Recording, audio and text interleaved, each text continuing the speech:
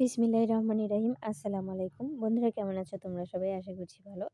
তো আমরা যখন ছোট ছিলাম তখন পাশের বাসায় আরকি পিঠা বানানো দেখলে আমাদেরও প্রচণ্ড পরিমাণ পিঠা খেতে ইচ্ছা করত। তো আজকে আমার ছেলে সেরকম হয়েছে।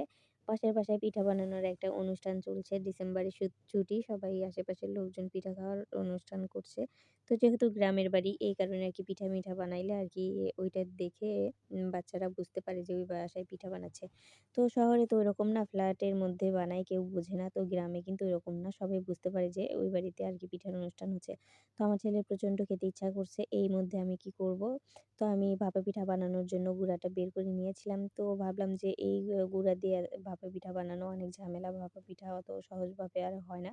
তো পাটিসাপটা আমার কাছে অনেক মানে সহজ মনে হয়। তো এইখানে আমি নারকেল আর গুড় দিয়ে হাত দিয়ে একটু মেখে আমি কিন্তু একদম একটু শুকনা করে রসটা শুকিয়ে তুলে নিয়েছি। তারপরে এই কড়াইতে একটু তেল দিয়ে আমি হচ্ছে পানি, গুড়, চিনি আর লবণ দিয়ে একটু হালকা গরম করে নিয়ে তার মধ্যে চালের গুঁড়া আর আটা দিয়ে সুন্দর করে একটা গোলা গুলিয়ে নিয়ে এই তো এভাবে ১ চামচ করে দিয়ে আরকি একটু ছড়িয়ে দিয়ে তার উপর দিয়ে আ নারকেলের এই পুরটা দিয়ে দিব। দিয়ে আরকি একটু ডিম ভাজার মতো করে একটু উল্টিয়ে দিলেই কিন্তু হয়ে যাবে। তো এইটাতে কিন্তু বেশি তেল